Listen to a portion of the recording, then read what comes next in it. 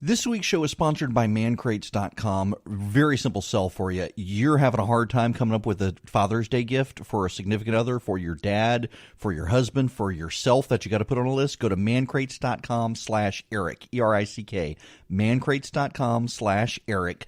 You will find something for everyone there who's a guy, and they come in these big wooden crates with a crowbar that you got to open. They're awesome, from bar sets to knife sets to beer brewing sets to whiskey appreciation sets to hunting gifts to sports. Go to mancrates.com/Eric, E-R-I-C-K. 3, 2, 1, 0. All engine running. Liftoff. We have a liftoff. It is 9 after the hour. I am Eric Erickson. This is Atlanta's Evening News. The phone number is 404-872-0750, 1-800-WSB-TALK. Oh, we have to play the audio of Ben Rhodes. Y'all know Ben.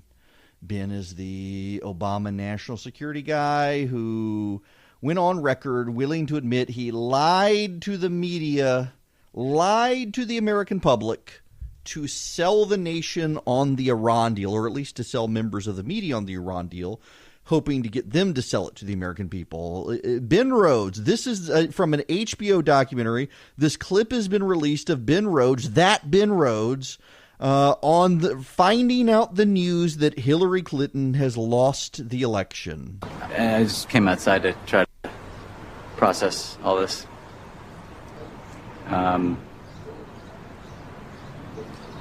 It's a lot to process. I mean, I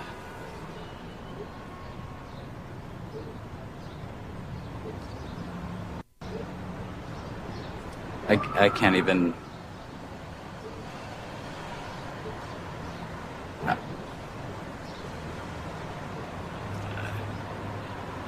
I can't.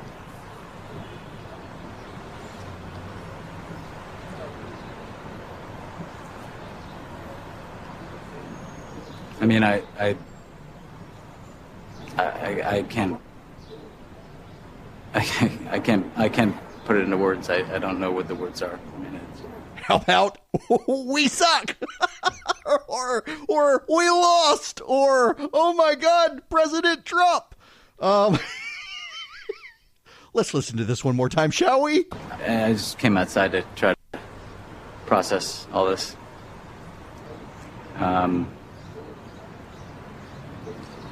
It's a lot to process. For a man with a major in creative writing, he's at a loss for words.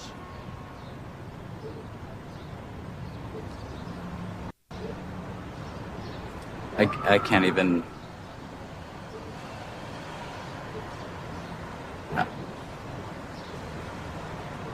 I can't even. I just can't. I can't.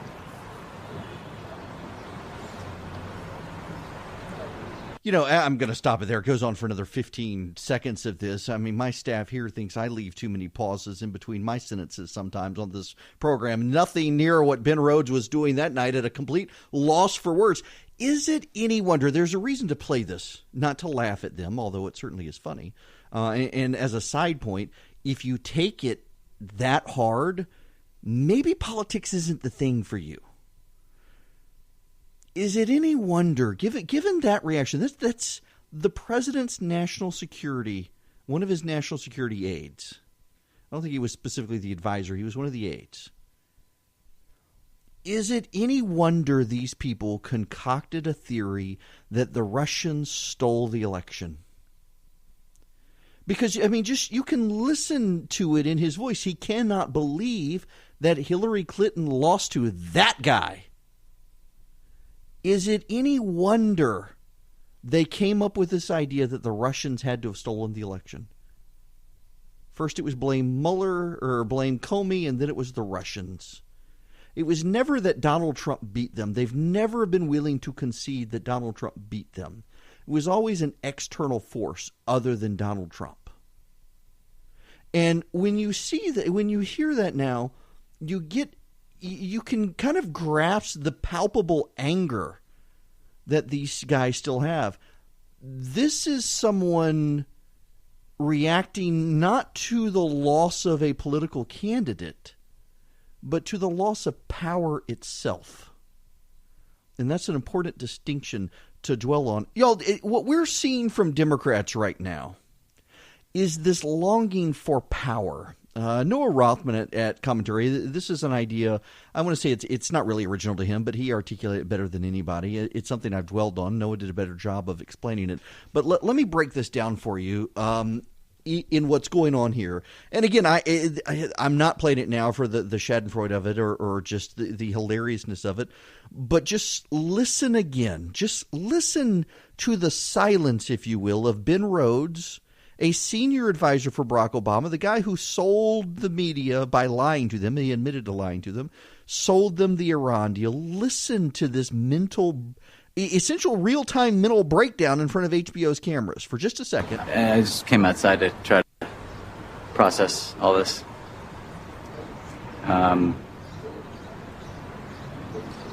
It's a lot to process. I mean,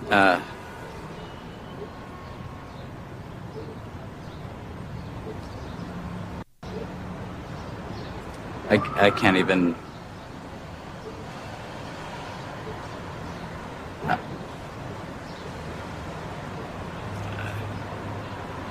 I can't. Dude is crying. He's that upset about it. You see, this gets to the point Noah and I and others have made. Democrats believe they can change the culture through politics. They need the power to change culture. They need the political power to change the culture because they view people. It used to be that liberalism believed in the inherent goodness of man.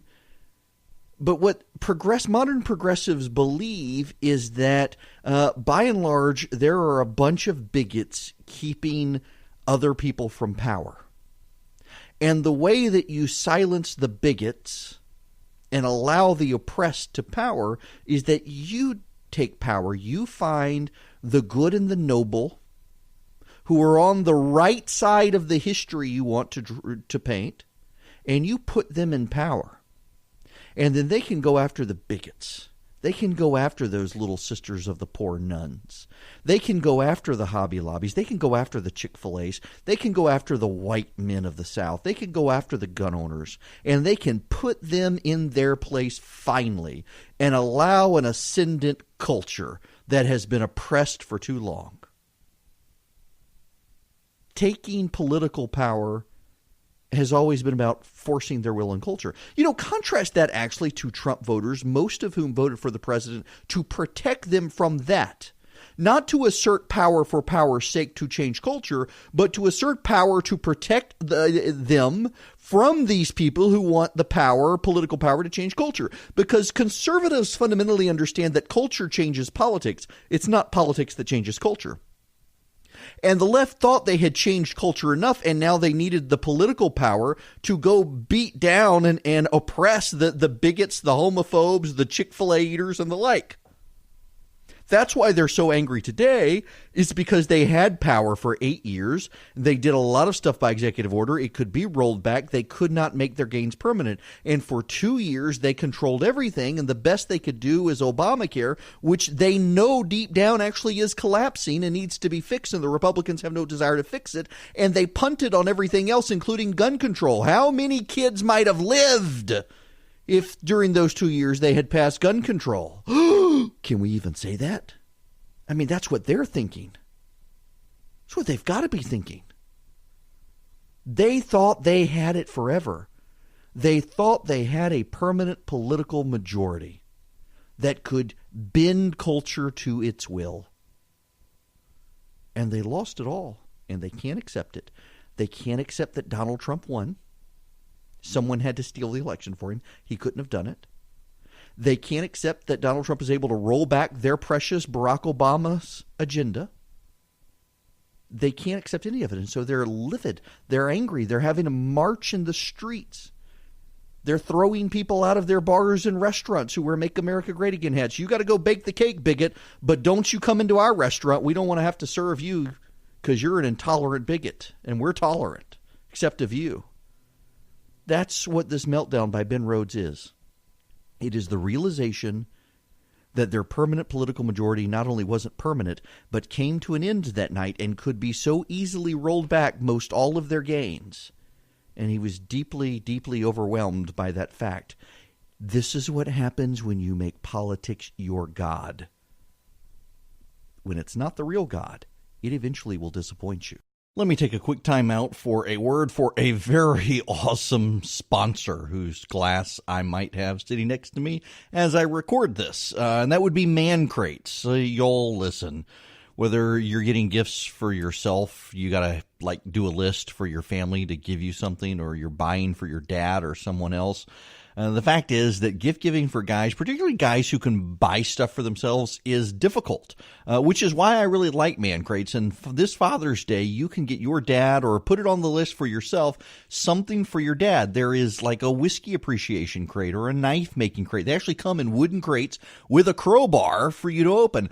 I got one from Man Crates a while back, and it was a personalized bar set. It had pint glasses for beer with my name on them. It had coasters with my name on it. It was really cool. Really like Man Crates. Have for a while. It is a great way to get a good gift for a guy. You can get special Father's Day discounts today at mancrates.com/Eric, E-R-I-C-K. It's a limited time offer. It's only for Father's Day. So go today. That's mancrates.com/Eric, E-R-I-C-K, mancrates.com/Eric, E-R-I-C-K. It's a good gift. You'll enjoy it for yourself, and whoever you get it for, they're going to enjoy it too.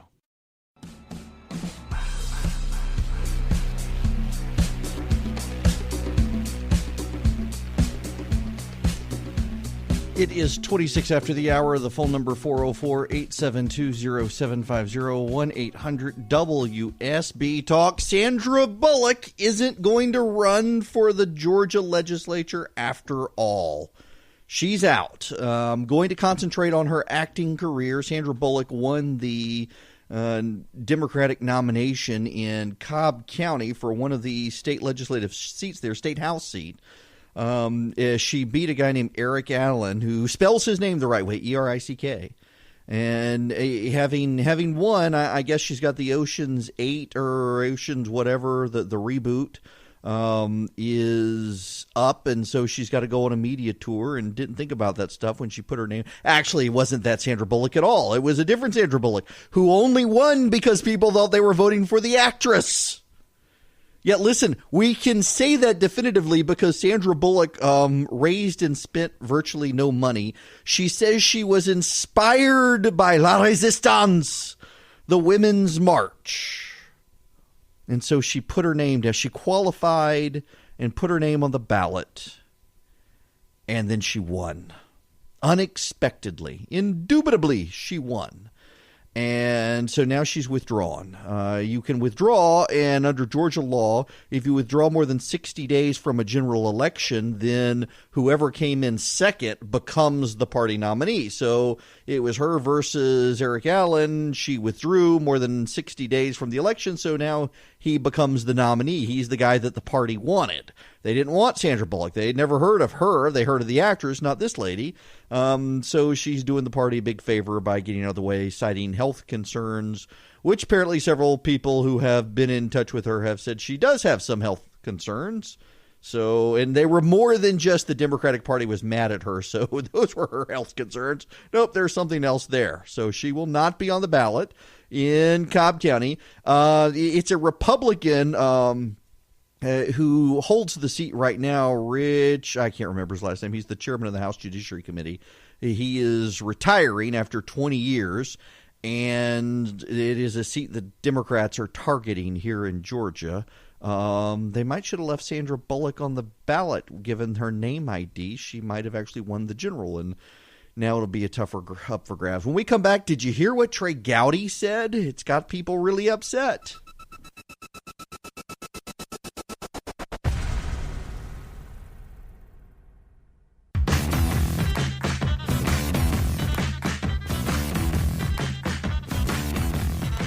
It is 40 after the hour. Eric Erickson here. The phone number 404-872-0750 1-800-WSB Talk.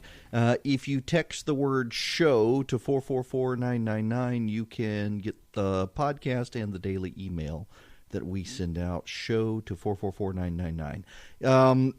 Trey Gowdy, he and Judge Napolitano and a number of others have gone on Fox now drawing fire from some Trump supporters. I got to tell you guys, I can remember on this program telling y'all repeatedly in the past that I wasn't an overwhelming fan of Trey Gowdy. I thought that he was not as conservative as he appeared.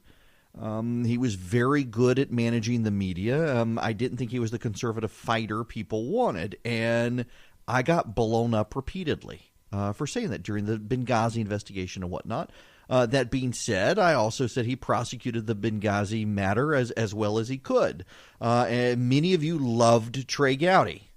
Many of you were mad at me if I criticized Trey Gowdy. And here we are again. So Trey Gowdy has come out and said that this was not a spy for the government on the Trump campaign. This was an informant who was investigating individuals who were connected to the Trump campaign and not the Trump campaign. And now Trump supporters are blowing Gowdy up that he's some sort of traitor.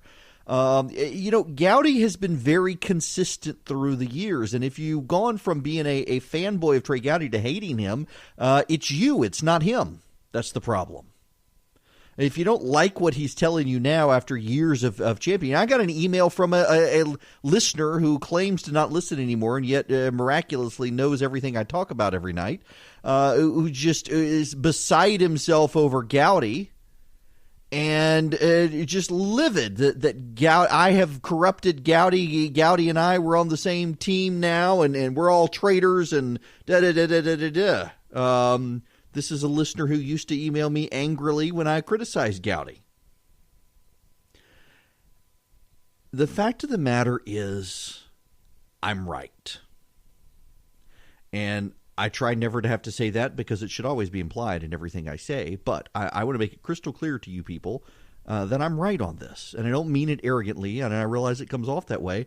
But I have been telling y'all since 2017 that what the FBI was looking at is not the president colluding with the Russians. And that is the point about Trey Gowdy that the media is obfuscating from what he said. Trey Gowdy making it very clear this is not about the president collaborating with the Russians.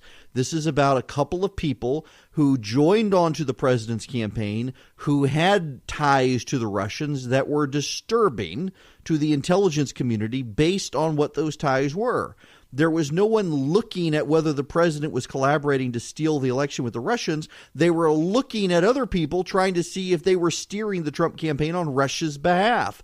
This was an investigation the president said he wanted, that if anyone on his campaign was working with the Russians, it needed to be investigated. That's what the president said. And that was Gowdy's point today. That's what they're looking at. And he said he thinks the president is going to be very happy with what the results of the Mueller investigation are. And I tend to think so as well. What I think they're going to come up with. So what all of this is, here's my belief. And thus far it lines up with everything we know. The Russians, it is indisputed. Nobody disputes it. The Republicans agree. The Democrats agree. Everyone agrees. The Russians wanted to sow discord into the democratic processes of the American Republic.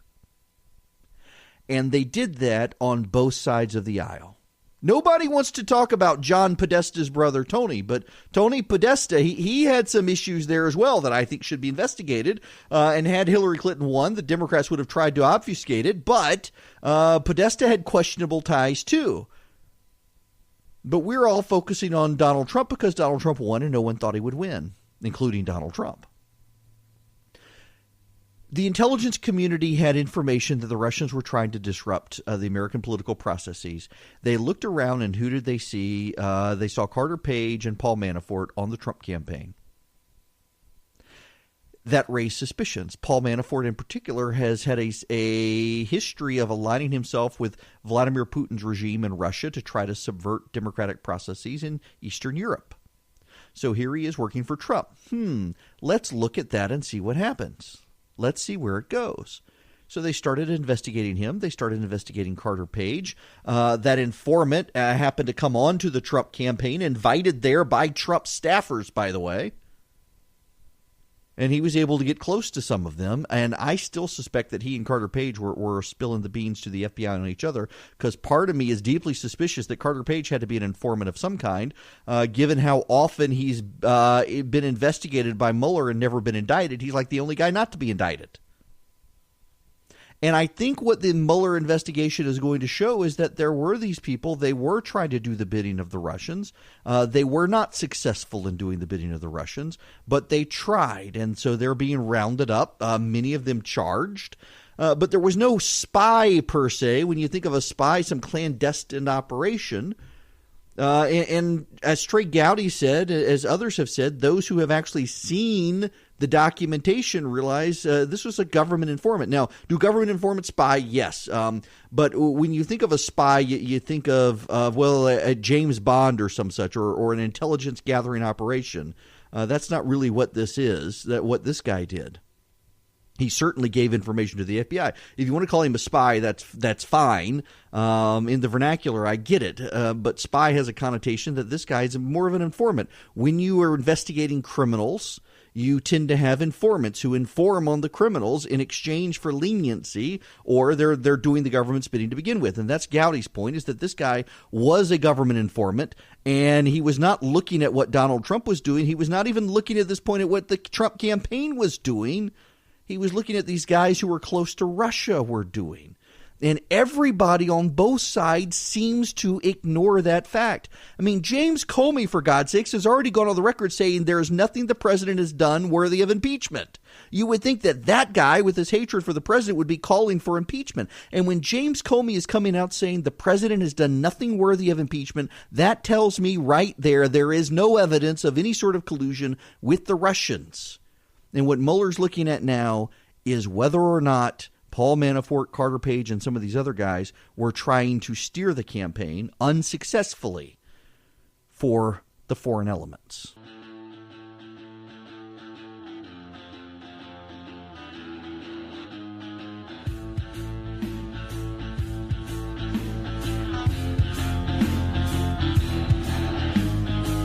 It is 56 after the hour.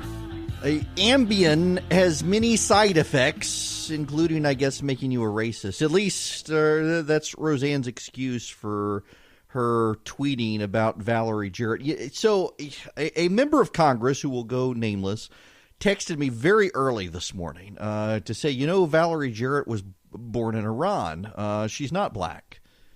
And I'm amazed by the number of people who believe that, and I politely corrected the congressman that Valerie Jarrett's parents are black. Her mother from Chicago, her dad from Washington, D.C. She was born in Iran because her dad headed up a children's hospital at the request of the Shah of Iran in the 1950s. Her great-grandfather was the first accredited architect in the United States of America who is black and also an MIT grad. This isn't hard, Roseanne.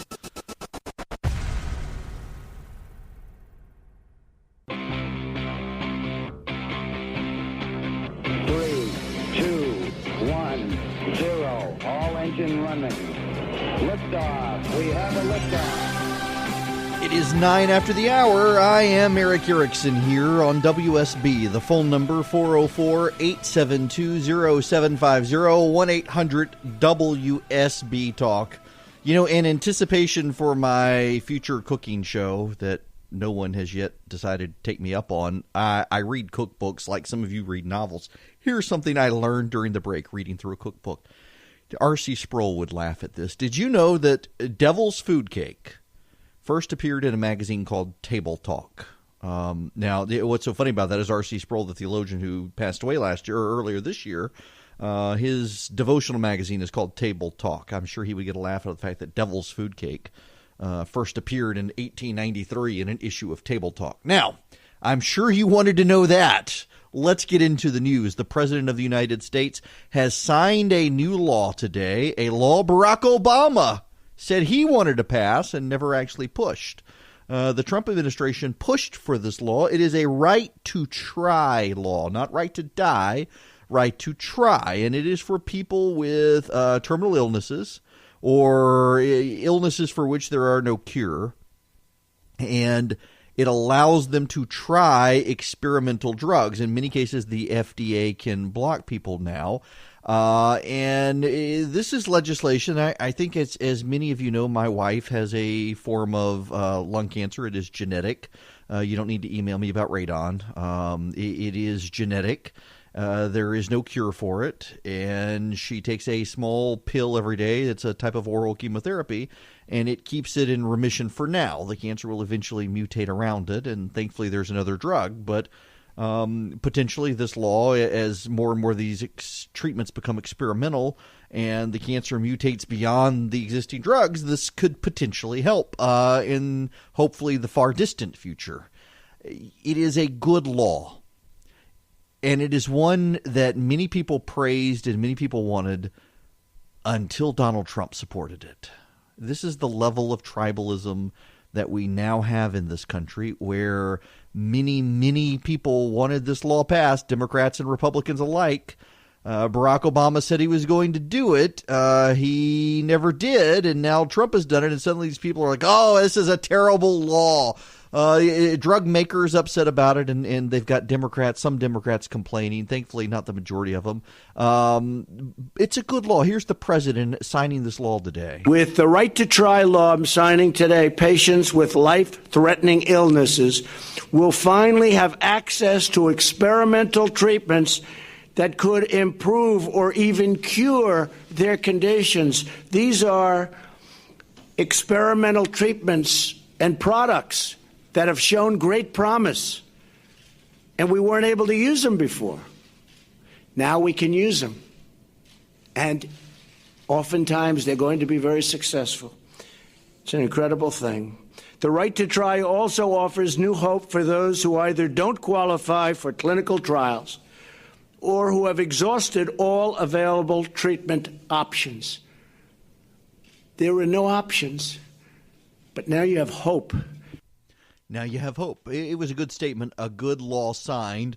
And there was a bipartisan coalition for this law. It's amazing to see the Democrats suddenly outraged by it. And I want to be careful here because people say, oh, you're painting everyone. There's a large vocal segment of people who wanted this law passed when Barack Obama was president who are now upset that Donald Trump has signed it into law. And I think that has more to do with legacy than it does with their actual objections to the law.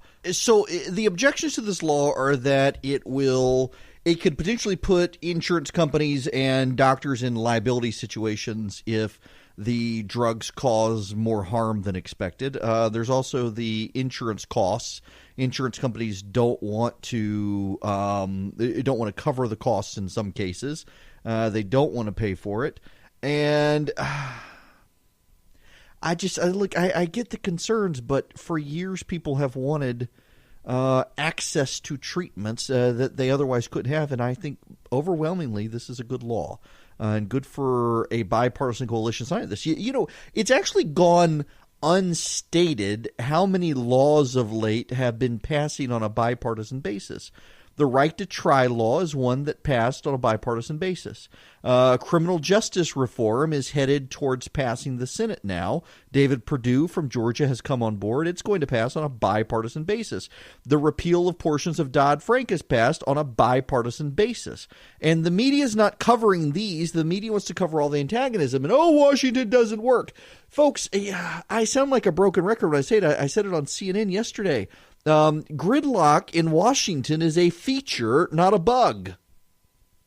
Gridlock in Washington is a good thing because it preserves our rights. I was on CNN yesterday on Headline News, HLN, with Carol Costello on a panel discussion. We were on talking about news headlines, Carol and I were, and then she brought me back for this panel discussion. There's a Pew study that shows that a majority of Americans favor a more authoritarian government. They do not believe our democracy works. And, of course, you had the wackadoo liberal on there saying that, it's all money and politics. Corporations are the only ones who get what they want in this country, which isn't true just based on the data, by the way. Although a lot of people on the left blame corporations for everything. Then you had Andre Bauer, the former lieutenant governor of South Carolina, on there, and He's just, I mean, he's after corporations too, and he's gone full populist. And, you know, my point was when you delve into the data, and you do it on an international basis, by the way, because this data is the same around the world. Data around the world, polling around the world, it's not just Pew in the United States. The YouGov polling and whatnot in Europe all show similarly that people want more authoritarian governments. Do you know the common denominator of people who don't, of people who think the democratic systems work? Do you know what they have in common? It's not religion. It's not race. It is not gender. It's not income. It's not education level. None of those things. Do you know what people who believe that democracy works and is the best form of government, do you know what they have in common? They are involved in local politics. They are involved in their communities at a local level politically. Because you see, believe it or not, and I know there are a lot of liberals who are listening right now, even though you don't want to admit it, the reality is that your life has not changed with Donald Trump's election. It hasn't. You may be angry. You may think you've lost power. You may be like Ben Rhodes in a cataclysmic apocalyptic meltdown, but your life hasn't fundamentally changed. You know where your life changes? Your life changes at the county commission level when your property taxes go up. Your life changes at the school board level when your kids are redistricted into a new school zone. Your life changes at the city council level when trash collection changes. Your life changes at the local charitable level when you're feeding homeless people and working with local governments to secure funding for your homeless shelter and working with local churches. The people who are involved in their local community at the nonprofit and the political level tend to believe that democracy works. It is the people who have withdrawn from their communities, who live behind closed doors, who never get off the internet and don't know their next door neighbors. They're the ones who want a more authoritarian government. They want it to be their way or the highway. The more people engage locally in their community, the happier they are, the better their community is, and the more likely they are to support democracy. That is very telling. It is the rise of – people want to blame the rise of the internet for the authoritarian bent in this country. It's not the rise of the internet per se.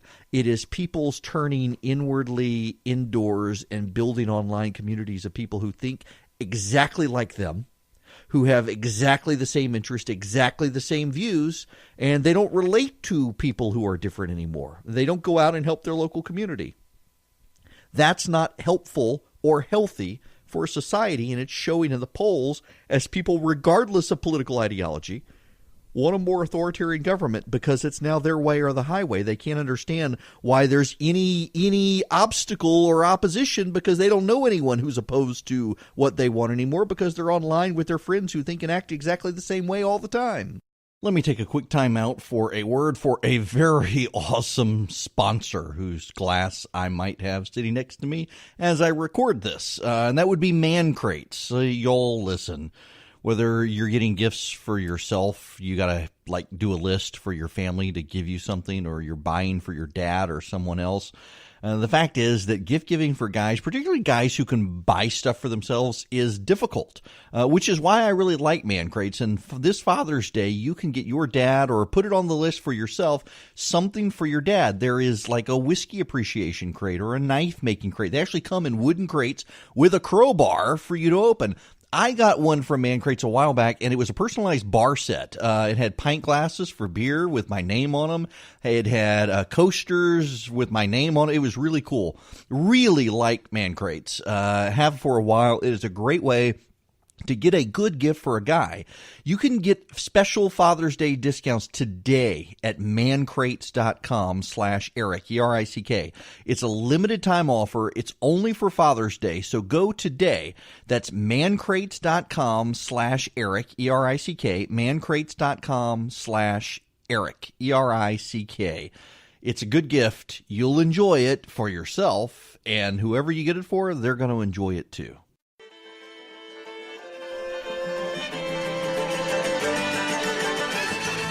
It is 26 after the hour. The phone number 404-872-0750, 1-800-WSB Talk. To the phones we go. Jim in Atlanta, welcome. Hello, Aaron. How are you? Good, thank you. I wanted to get your thoughts on about Papadopoulos being used by those three people to plant pretext in order to get the FBI to investigate. I don't know that we have any evidence in the record of that. I think what we have in the record is we had a immature 20-something who got drunk at a bar bragging to the Australian ambassador who happened to be pro-Clinton. I think that is probably much more likely than the FBI finding this guy in London, because he was in London, let's not forget. I think if the FBI were trying to actually put someone in place, it would have been someone in the United States. I think what happened with Papadopoulos, this is one of those things where, you know, they say in campaigns, give someone a title and put them to work. You don't have to pay them, you give them a title. And that's what they did with Papadopoulos. He was a volunteer. He was not well known on the campaign. He was in London, appeared to have impressive ties and resume, and largely puffed up. But nonetheless, so they did this, and, well, the kid got drunk at a bar and started bragging to the Australian ambassador, who happened to be a Clinton supporter, who called up his friends in the Obama administration and connected him to the FBI and said, there's a problem here with this kid. Look into him. And that we know from the facts is what happened, which I think is far more plausible than that the FBI tried to insert the idiot into the campaign only to have him brag to the Australian ambassador.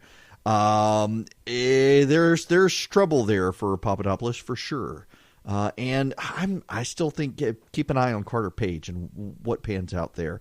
When we come back, it's worth exploring for a few minutes in light of the Roseanne situation. All the crazy people on the left who say the crazy things Roseanne says, and everybody on the left turns a blind eye to it.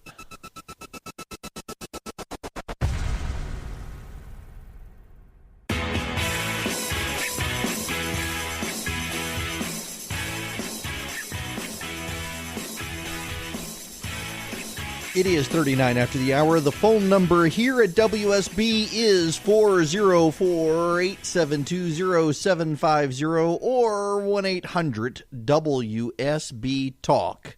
So Roseanne gone. This, by the way, it is worth putting this in perspective that this has never happened in the history of American television. The number one rated television program in America canceled.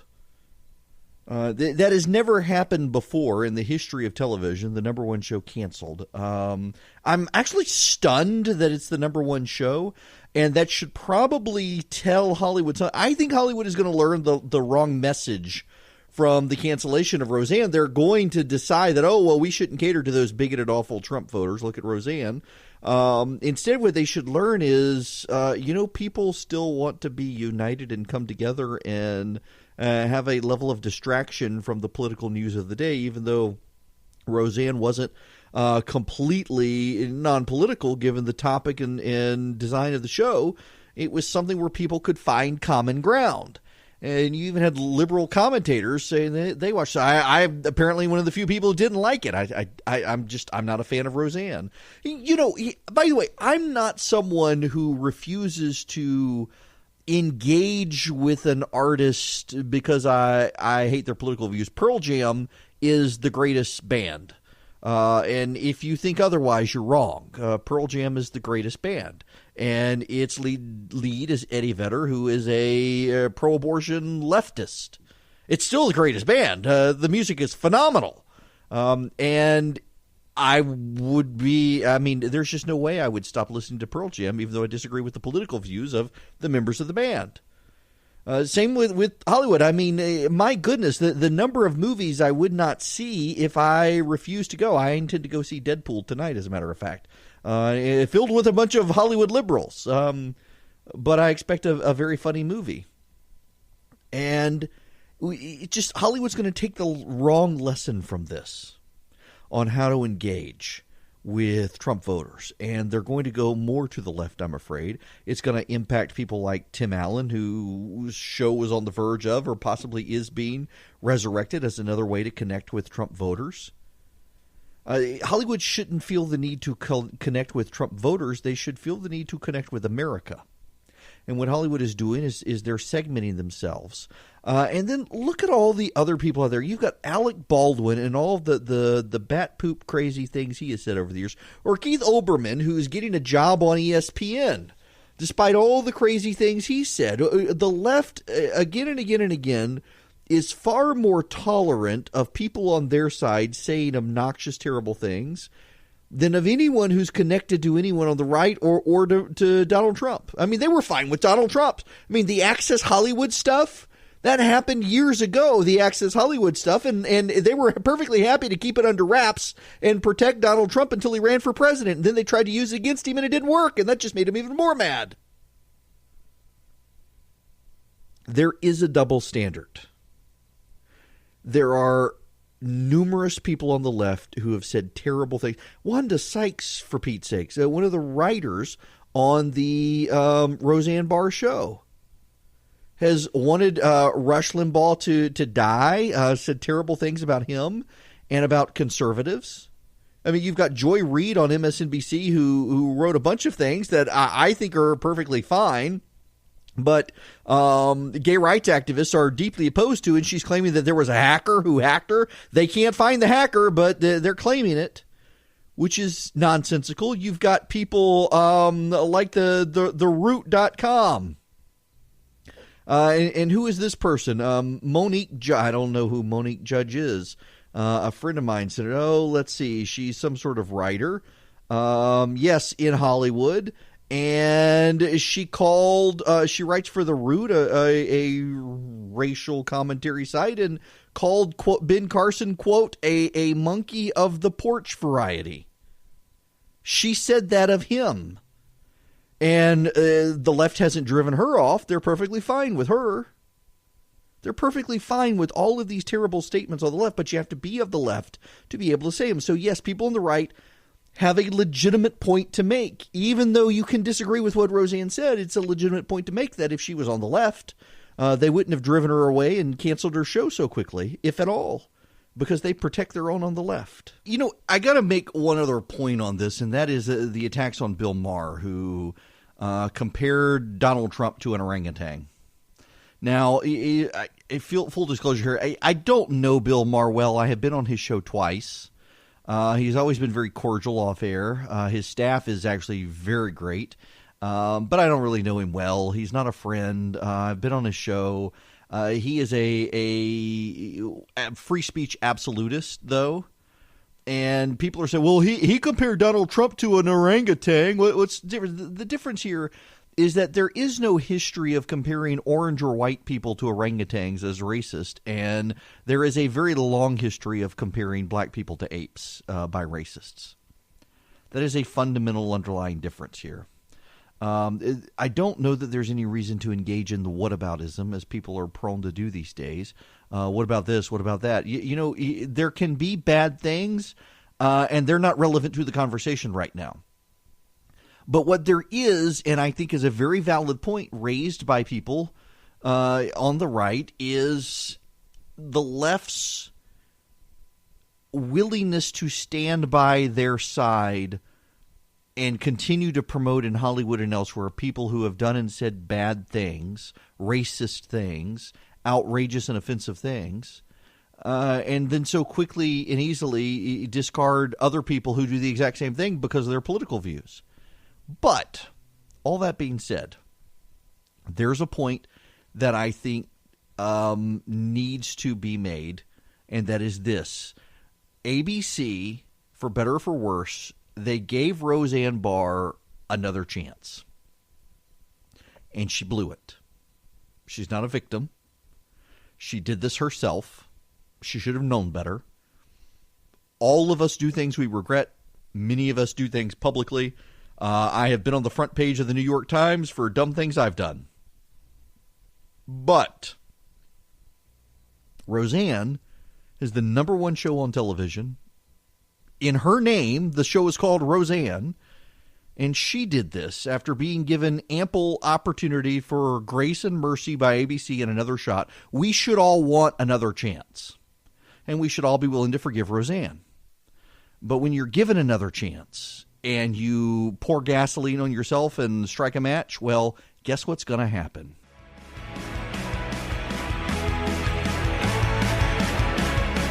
It is 56 after the hour, and this is just about my favorite time of the year. Why? Because with Father's Day coming up, Omaha Steak sends me a big box filled with fantastic food, and we devour our way through it, and then we have to order one ourselves, which we did. We got a lot of food and had to get more. And right now, Omaha Steaks is giving a limited time offer to you guys for Father's Day. 78% off. It's a really amazing deal, and it's so good. Go to omahasteaks.com, and then you type my first name, Eric, E-R-I-C-K, in the search bar, and you get this Omaha Steaks Father's Day package. It includes 2 tender filet mignons, 2 beefy top sirloins, 4 crispy chicken fried steaks, 2 boneless pork chops, 4 all-beef Omaha Steak burgers, 4 gourmet jumbo franks, 12 ounces of all-beef meatballs, a pound of steakhouse fries, 4 caramel apple tartlets, an Omaha Steak seasoning package, and get this, you're going to get 4 more grill-ready Omaha Steaks burgers free with purchase. And while Christy and the kids are out of town, I'm having one of these burgers tonight. Now, you get the limited time package. It's only $49.99 when you go to omahasteaks.com. You type my first name, Eric, in the search bar, and remember, it's E-R-I-C-K. And you add the Father's Day package to your cart. So you got to do this quick because the offer ends soon. Go to omahasteaks.com, type Eric in the search bar, grab your dad, and fire up the grill for Father's Day. It will be good eats, folks. It will. Now, tomorrow, we're going to learn a new word, acrylate. Acrylate. What is that? Well, it's in coffee. I'll explain tomorrow. Come back for more.